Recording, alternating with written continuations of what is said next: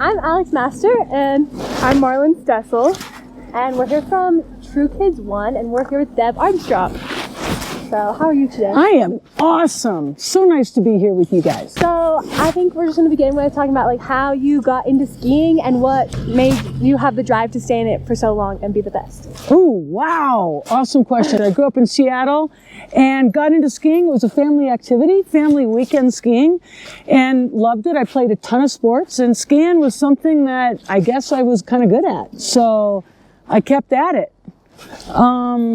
Then I made the U.S. ski team and had some success and kept going. But I tell you, it wasn't always easy, man. There are more tears that come with pursuing what you love, because it's hard. You know, there's bumps and ups and downs and failures and perseverance, and so it's an interesting journey. So you talk about like bumps and upside downs. What are some of those like challenges you had to overcome?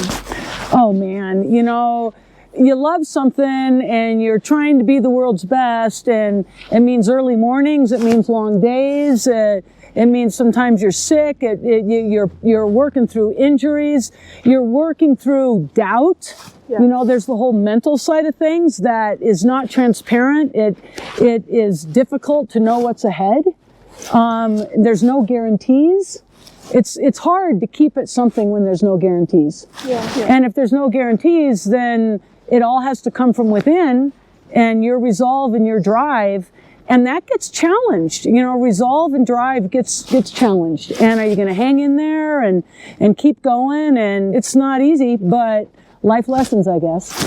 Yeah. So another thing I wanted to ask you is, when you won your gold medal, what did it mean to you then, and what does it mean to you now? That's such a good question. I was 20 when I won a gold medal, and I felt like I had just had a child. Like, I had a kid. This medal was my baby, and it meant something on that day to me. And then that baby turned 1, and it meant something different. And then that baby turned into a kid, and then an adolescent. The medal just grows. The medal evolves and it matures, and it means something to me at different times in my life. You kind of have this relationship with this thing. But you know what? I'm beyond grateful that I had the opportunity, and that I have the stories and the metaphors and the lessons, and with this gold medal on top, so I can share the story. I mean, it's special. It's unique. If you had to say something to young women today who want to be in the Olympics, who are pushing for it and have that drive, what would you say to them? I'd say stay in the moment. I'd say don't define yourself by the activity. The definition of who you are is your character, it's your perseverance, it's what you love. The activity you're pursuing does not define you, but the activity that you're pursuing, it gives you purpose, and it gives you a reason to get up during the day and to test yourself and to push along. So I'd say be well-rounded. Don't put yourself in a box or a corner by defining yourself in one particular way. Always be open to learning.